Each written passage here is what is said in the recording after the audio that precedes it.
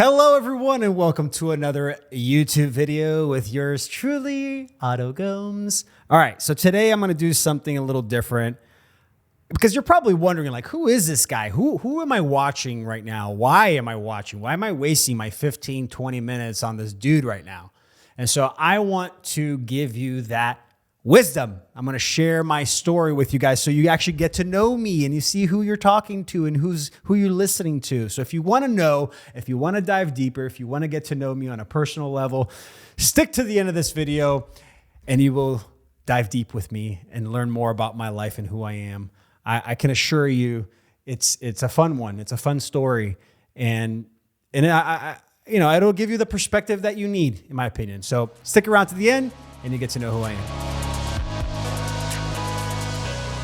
All right, so if you're here, it means that you want to dive deeper into my life and get to know why I'm the guy that kind of gets to tell you all about crypto and why I believe I've gained enough traction and time in the space to become sort of a sort of authority on the subject, at least to a level that, I would say highly educated, if not a PhD level of crypto. But let's begin. So my journey starts back in Brazil. It started back in Brazil when I was 8 years old. I was actually born in Brazil. And when I turned 8 years old, I moved to the US. And one thing that I learned about growing up in Brazil was it was an indirect learning of scarcity. And it was all about saving money, about, there's not enough. We can't be spending a lot of money. So the tension of scarcity was normalized in my family. I loved my environment. I loved my family. They loved me back. I had full support of them. I had all my needs met. But the scarcity, which is a very simple mindset to have, and we've normalized certain sayings like save money for a rainy day. Make sure that you have money under your couch cushions. There's all this mindset of like, well, you don't know what's going to happen in the future, so make sure you have enough. That was, in my opinion, probably the best thing that could have happened for me growing up, because when I came to the US, the mindset in the US back in the mid-90s was very different. It was pretty much the complete opposite. It was about the American dream. If you can dream it, you can do it, right? You just got to put in the work and the time and the effort. About, it's all about the US capitalism, like that good capitalism. It was really obvious for me to see the differences, to feel the differences, to go, okay, there's scarcity that happens. There's this way of being that you can normalize, or you can look at the possibilities. You can see things for what they are.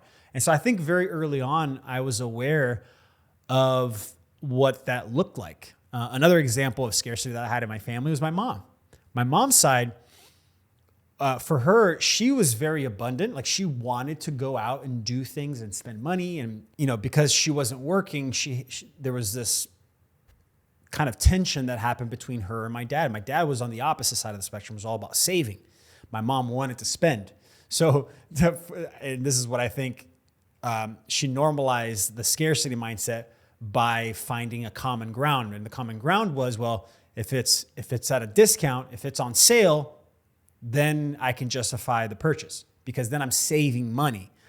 But the problem with that is that, that's a huge manipulation tactic in capitalism. I mean, if you're a business, you say, hey, my product is really, I spent $100 on it.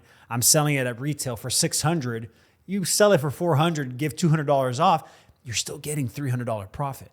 So that manipulation entrapped my family, in my opinion, my parents, into this perpetual scarcity cycle. It's not their fault. This is just the environment that we all came into here in the US, as opposed to being in Brazil.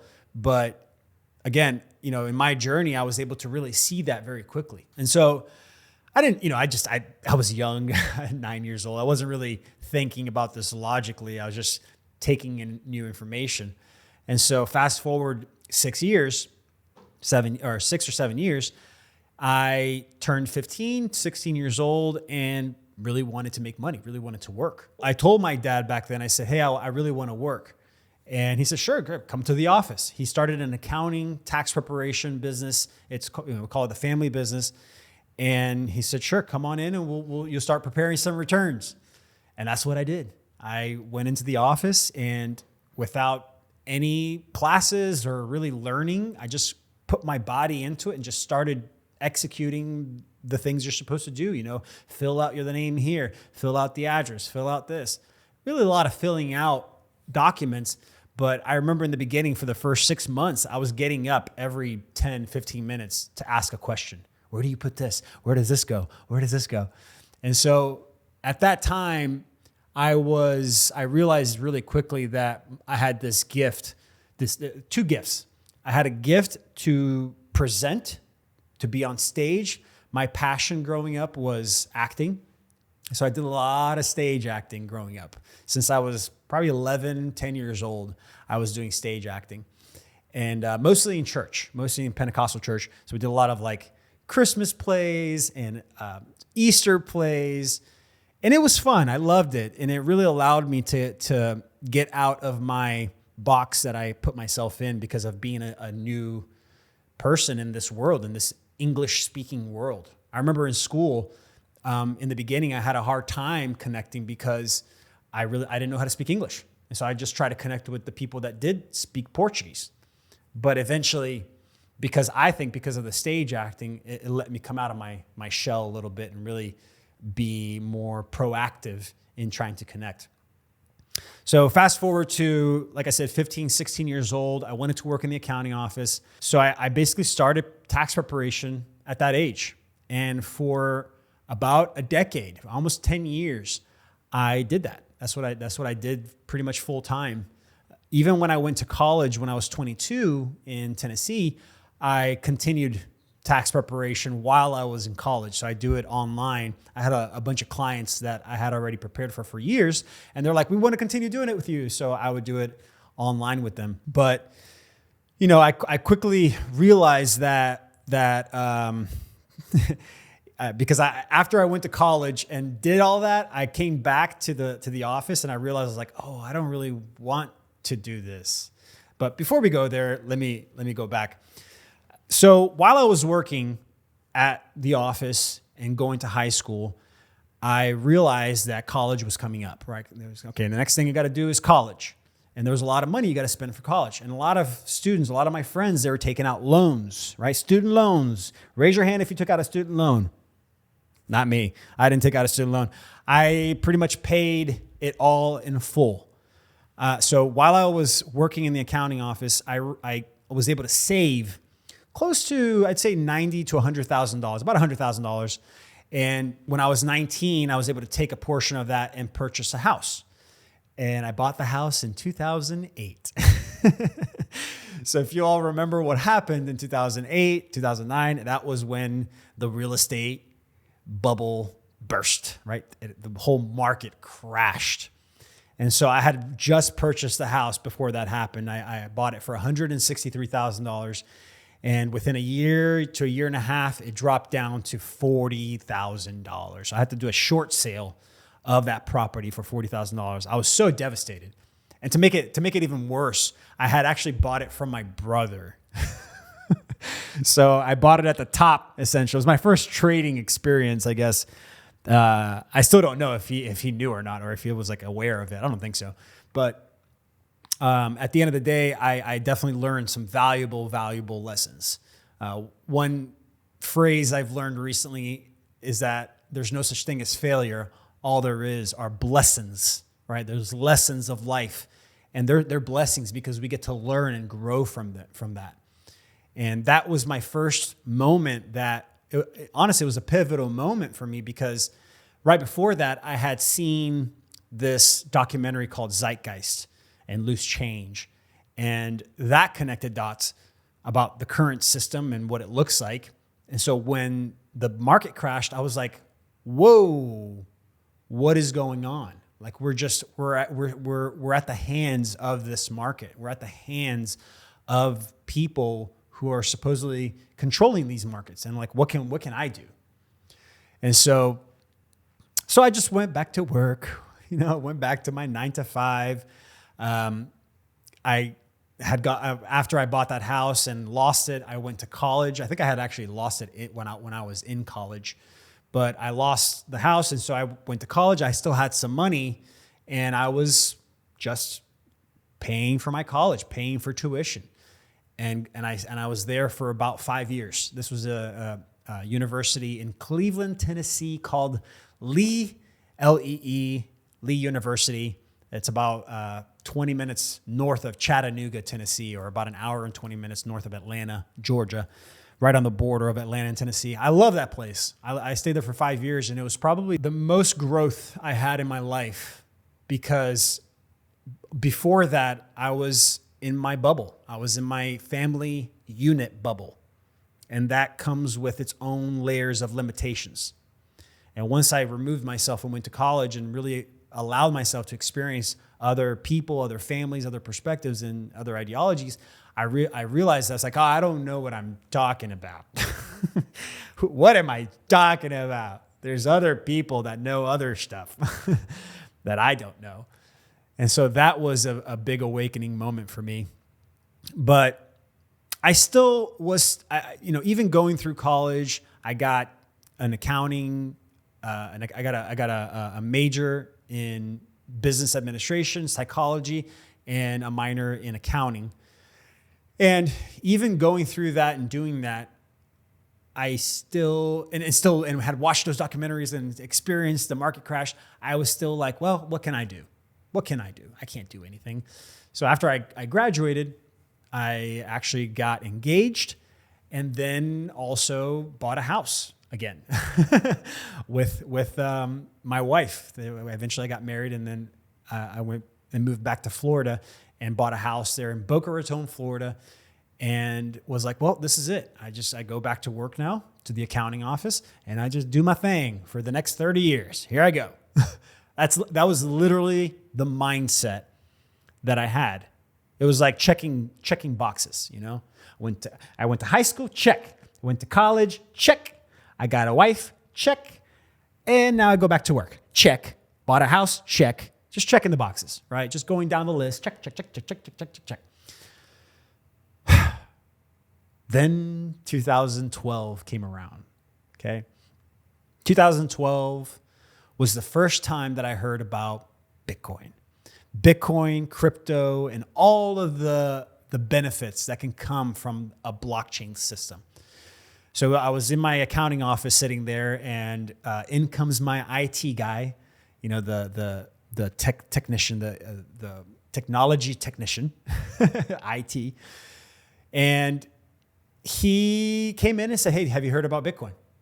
I'm like, what are you talking about? What is? And I just started researching and looking it up. And once I read the white paper. The white paper is like the 10-page, I think it's 10 pages or 11 pages, that was published, that gives all of the details, the breakdown of what is happening in the Bitcoin protocol, like why it exists, how it exists, why it works. Once I read that and really took it in and really allowed myself to understand it and really connect to it, that's when I had the epiphany. That was an epiphany moment. And all the experiences that I had, the dots that I connected, all came into alignment. And I noticed, oh, this is it. This is how we get out of that control, the manipulation, the tactics, the scarcity, all of that. That's how we get away from it, by creating our own systems. Now, I didn't have that perspective initially, but the initial perspective I got that got me all in was that it was something new that's never existed before. And the decentralized part of it also was the flavor that really resonated with me, was that like, oh, this is not centralized. And I understood that quickly too, because of the internet and just understanding how the internet worked. So that was it. That was it for me. I could not stop thinking about it. I could not stop thinking about it. I could not stop thinking about the possibilities, the potential, the different roads you can take, just the expansionness of blockchain. And so about a year into it, I went to my brother and my the IT guy became my partner at that time. And we decided to not really focus on the crypto itself, but really focus on the mining. Because at first I realized like, okay, cool, there's this new system. Do I believe in it? I didn't. But I understood that there was enough people that did believe in it. And I also understood that if you're going to make money with any new thing, you have to be the middle person, right? You have to be the middle guy between the supply and the demand. If you can be the middle guy and just filter through that, that's how you make the most amount of money, really. So I was like, well, let me just sell the mining machines, the actual hardware that is going to generate this new money, this, Bitcoin or whatever the coin was at the time, Litecoin. That's the one I was mining first. So that's what we focused on. I went to China, had a meeting with a massive company there. If any of you remember this name, called Gridseed. It was these little like circular heat sinks, and they had a dual miner chip, an ASIC chip, because initially we had just regular CPU power, and then it went to GPU power, which is graphic cards, and then it went to ASICs, to application-specific integrated chips. And this heat sink, this Gridseed, had a dual miner chip for Bitcoin, Litecoin. And that was amazing. To me, that was like, oh, cool, you can use the same miner and mine two coins at the same time. Get the two coins at the same time. Long story short, it didn't pan out. There was somebody else that did the same thing in the US. I was in Florida. This other guy was in New York or New England area. And he undercut me, like the price. He undersold me by almost half because he bought a larger portion of the miners. So anyway, long story short, I kind of, it's funny because I still have 420 miners back in Florida that are just sitting there. This is almost 6 years later. They're just sitting. They could have been mining this whole time. I told my brother to do it. Anyway, that's a whole nother discussion. Essentially, I stepped away from crypto actually for a while. For about a year after that, I stepped away, and it was around, I'm going to say 2015, 2016, or 2015 is when I stepped back in and really invested. I put in $18,000, $19,000 slowly, little by little, and it came up to around $18,000, $19,000. And then I was like, this is it. I'm in. Let's do it. This is the time. And that was 2016, 2017. And that was the beginning of the bull run. So let's go back a little bit. So once I realized that I was at the office, I learned about crypto. And once I realized that was the way forward, I quickly realized that my path as an accountant, as doing the family business, wasn't going to work out. It wasn't going to work out, Mom. I'm sorry. Dad, I'm sorry. I know you guys love the business. Both my brothers are totally in there. Igor's got his office. Breno's got his office. It just wasn't for me. And I love you guys. With that said, I quit. There was actually a moment that happened in my life that kind of forced me to quit. But essentially one day I woke up and I had full body hives. I had hives from the bottom of my feet to the top of my head, in my eyeballs. My teeth were hurting. I mean, I would not wish that on anyone. I don't have enemies, but if I did, I wouldn't wish that on you guys. It's terrible. So when I went to the doctor to get my steroid shot in my butt, they told me, said, "How this is stress." Because like they asked me questions about my eating and like my environment, everything was good, the same. It was a stress. And I remember saying this to the doctor. I was like, "I don't feel stressed though." It's funny how the brain will protect you. The brain will try to keep things going forward. But the body was screaming at me. And most people would just pop a pill or take coffee or do something that will kind of push the override on those signals. But I said, nope, this is a big signal. This is something. And I took that very seriously. I quit my job. I was married. I was 4 years married at the time. And I said, hey, to move. I want to go to California. And, I mentioned that I have been acting since I was really young, 10, 11 years old. I grew up still pursuing that passion very heavily because I knew that the accounting office was just a means to an end so that I can pursue acting. And so once I had that moment happen, I was like, no, this is it. I gotta do the passion or else it's not going to work for me. So when I made that decision to go to California, there was a transitional period between the investment I made into crypto and when it took off. There was about 1.5 to 2 years. I had I didn't have the office. I didn't have the money that was coming in from that job. So I hustled. I put on my hustling boots, my pants, my hustling shirt, and I drove for Uber for 10 months. I don't know if you guys remember those hoverboards, the self-balancing boards. I sold those at a kiosk in Long Beach, California, in the downtown kiosk there for 3 or 4 months. I did a lot of little stuff, a lot of little things here and there. I was selling things online. I was preparing tax returns still, trying to do it, with the people that I knew. I really didn't understand trading enough to really benefit from that space, but I still tried. I still kept doing it. I still showed up to the platforms every day and tried to make money on the trading. Eventually, once things started to take off and the community that I had created during that transition started getting stronger, that's when I was able to really go all into crypto and then just make money from crypto 100%. But to get to that point, I actually had to go through a lot of destruction, a lot of dark nights of the soul, where the major one for me was getting divorced. I realized in my acting classes that I was unhappy in my relationship, and I still wasn't speaking out about it to her. I wasn't communicating. And so the emotions, the feelings were there though. The disconnection feelings were there.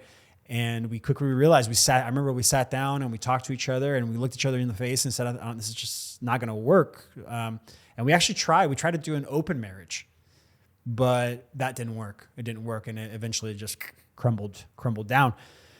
So I went to go live by myself. 1.5 years after that divorce, my apartment caught on fire. I lost all the stuff in my apartment. I still had, this was like 2017, or no, the end of 2016. So crypto hadn't taken off yet. And so I lost my apartment. I lost my car because the car was parked underneath the apartment and the fire like melted onto the car. And then that caught on fire. But within the same week, and I don't think this is a coincidence. There are no coincidences. This was the universe aligning things in the way they were supposed to get me to the place I am now. But within a week or two, I'd say about 10 days of me losing everything, and all I had left was a backpack of clothes and crypto, I met my partner that I have today, Ashley. And when I met her, again, it was about 1.5 years after I had divorced already. And when I met her, it was my lowest low. And so we almost connected, and she was also going through her lowest lows. And so we almost trauma bonded. We almost got connected in a way that locked us into this like perfect imbalance in each other. And that was the first moment that I realized that I could pursue something that was different than what I've ever experienced. Because in my experience of life until that point, all I knew was the type of love that I knew, which was very limited to being a Christian, family that I grew up around, and that type of environment. Like the woman stays in the house, cooks the food, the man goes out and does the work and brings home the money, and all these little things that I believed were the right way to be. All of that started to just fall and just be destroyed, broken down, really just in the first few conversations I had with Ashley, because it was such a unique, different perspective. So fast forward 3-4 months, when we started dating, we decided to go straight into couples therapy. And that was the beginning of my healing journey.